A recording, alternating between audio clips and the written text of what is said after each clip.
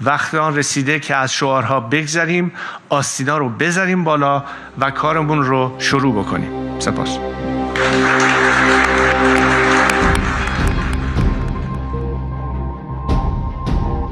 دلایل زیرپوستی عدم همکاری موفق بین فعالان و گروه‌های سیاسی ایرانی.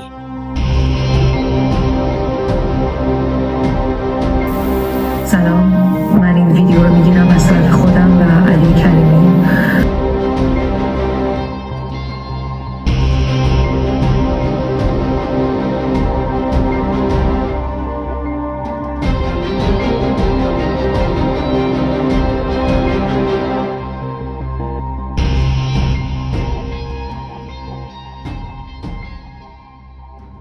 طبیعتاً رفتارهای اجتماعی به خصوص از نوع سیاسی اون که بحث‌های پر اهمیتی مثل قدرت و کنترل و جهت‌دهی به جامعه در اون مطرح هستند، پدیده‌هایی پیچیده‌اند و به ندرت میتوان با توضیحی ساده یا کلی اونها رو تحلیل کرد. اما در عین حال جوامع مانند افراد گاهی الگوهای رفتاری خاصی از خودشون نشون میدند که چنان گسترده و چشمگیرند که میتوان با چشم غیر مسلح هم اون الگوها رو مشاهده کرد و در موردشون نظر داد. بحث اختلاف و تشتت‌های فراوان و بی حد و مرزی که به گونه بیماری حادی جامعه سیاسی ما رو ناتوان از همکاری و متحد کردن نیروهای پراکنده علیه جمهوری اسلامی کرده، یکی از این الگوهای خاصه. ادعای این گفتار این نیست که کل این مسئله رو تحلیل کنه یا تمامیتش رو توضیح بده، اما نیروی محرکه عمده این الگو رو شاید بتونیم در قالب دو بخش کلی تشخیص بدیم. این مطلب به ترسیم ساده‌ای از این دو بخش میپردازه: نگرش سیاه و سفید در میدان واقعیت و جنگ مطلق در میدان ایده ها. برهان شرع نشون میده که ادعای وجود خدای ادیان ابراهیمی یک تناقض عقلیه. نشون میده که خداوند یهودیت، مسیحیت و اسلام امکان نداره وجود داشته باشه. بنابراین با وجود اینکه برهان شرع در فلسفه بسیار مشهور و پر اهمیته، اما در مدارس اون رو تدریس نمی کنند. این برهان بدین ترتیبه که میگه از یک طرف شرع در جهان وجود داره و وجودش یک واقعیت انکار ناپذیره. از طرف دیگه خداوند ادیان ابراهیمی بنا به کتب مقدس دانا، توانا و خیرخواه مطلقه. در جهان شر وجود داره، شری که در موجودات زنده احساس درد و رنج به وجود میاره. حالا برهان شر نشون میده که این دو مقدمه ضد و نقیض یکدیگرند.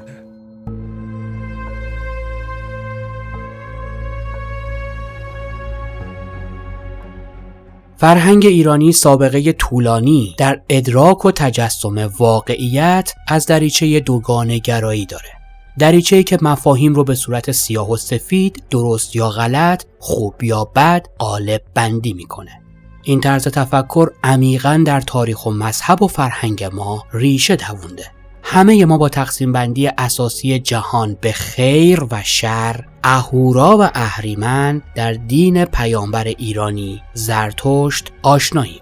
دو موجودی که هر دو وجود دارند با هم کلیت جهان رو تشکیل میدهند، اما متضاد و متناقض یکدیگرند و تا همیشه جدا و متمایز از هم میمونند تا دنیایی رو تولید کنند که ذاتاً دوگانه است.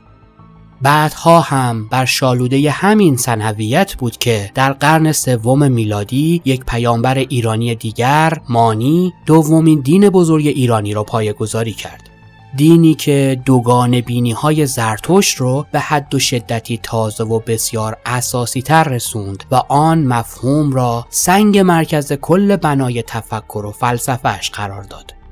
امروز مانویت را به همین میشناسند، به عنوان تفکری که جهانبینی دوگانه را تبلیغ میکنه، تا جایی که در ادبیات فلسفی غرب از کلمه مانوی به عنوان کلیدواژه‌ای برای دوگانه گرایی استفاده میشه. اما در کنار تاریخ کهن و ریشه عمیق دوگانه بینی، ضربه روحی یا همون تروما نیز در داستان ما نقش مهمی بازی میکنه. صحبت از ترومای جمعی است و ترومای تاریخی. بر پوست کهن ایران حکایت آسیب‌های شدید و مکرر ترومازایی حک شده. آسیب‌هایی که گاه حل ناشده و بهبود نایافته باقی موندند.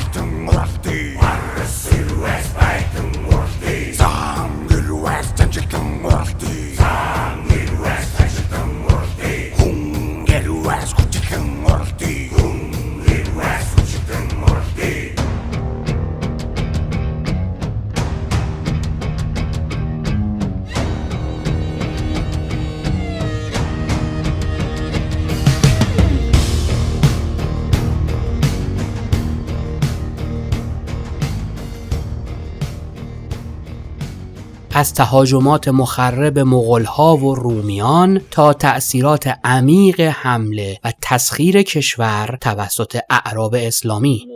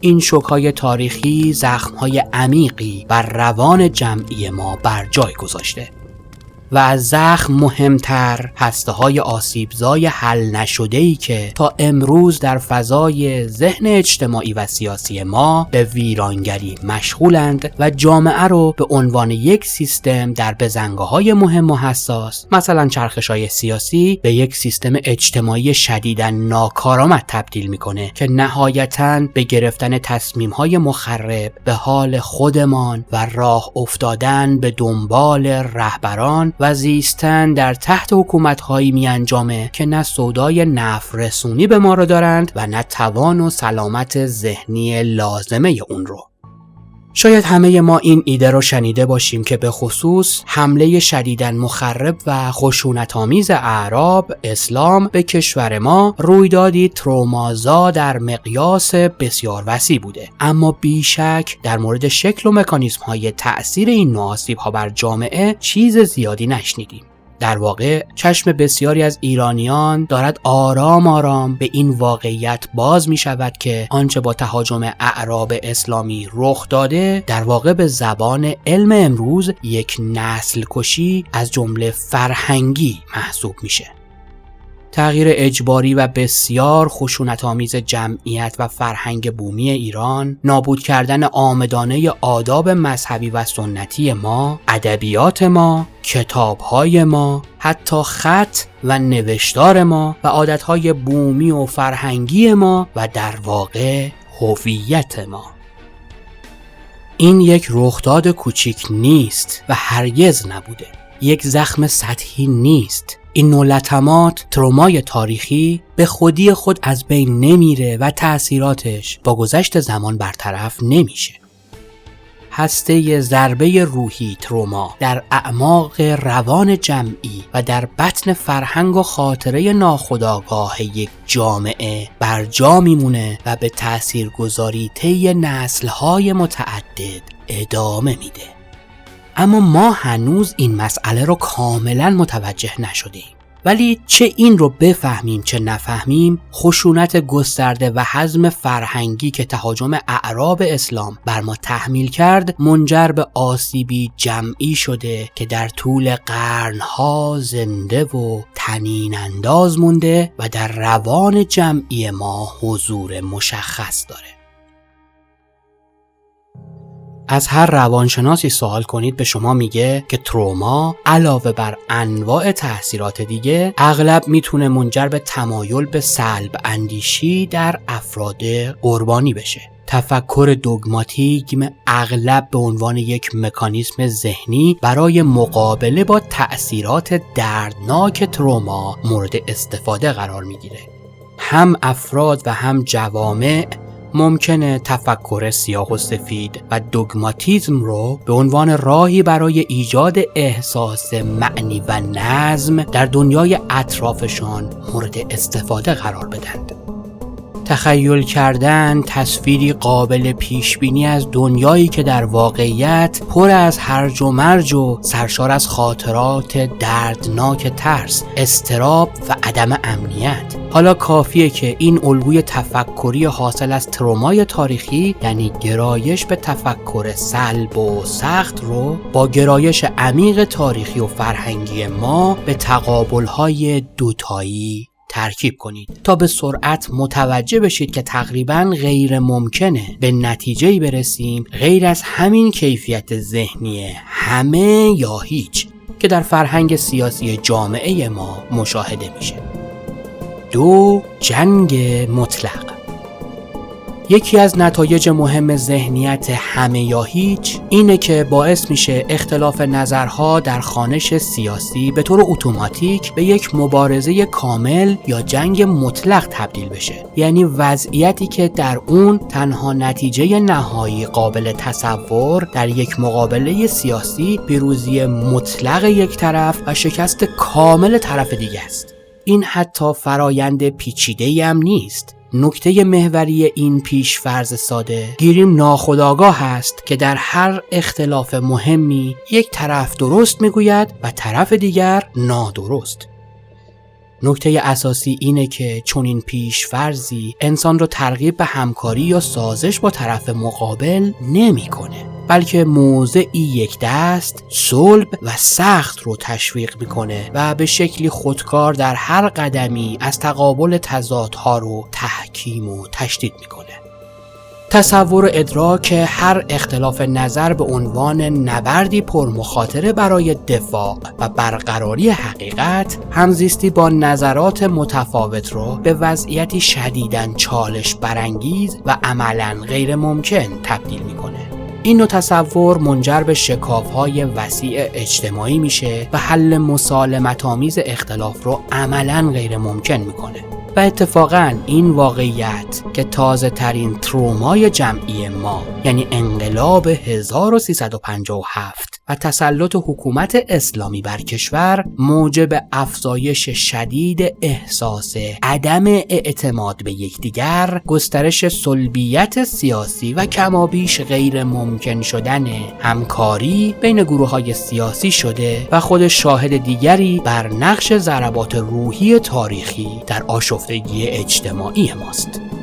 آمیختگی منطق دوگانه‌گرای ناشی از سنت فرهنگی از یک سو و ادراک جزمی و صلب ناشی از آسیب‌های تاریخی از سوی دیگر، ایرانیان را آموزش داده که اختلاف و درگیری سیاسی صحنه نبرد همه یا هیچ است و به راحتی میتونه به جنگ همه جانبه برای نابودی مطلق طرف مقابل تبدیل بشه.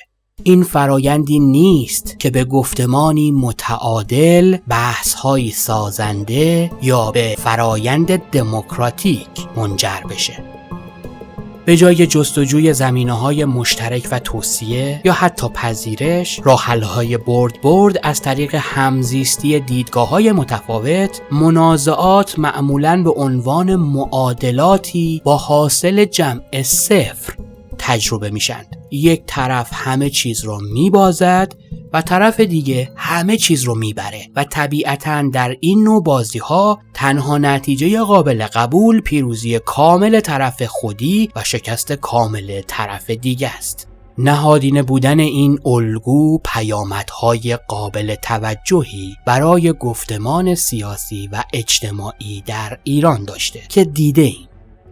امروز اگر تغییر می‌خواهیم شدیداً به استراتژی‌ها و مناسباتی نیاز داریم که روش‌های انعطاف پذیرتر و فراگیرتر برای تفکر و بحث ترویج کنند و تنوع عقاید، احترام متقابل و حل مسالمت‌آمیز تعارض‌ها رو امکان پذیر سازند. تغییر در این جهت میتونه به ما کمک کنه تا اختلافات رو مدیریت کنیم و در مسیری سازنده تر حرکت کنیم.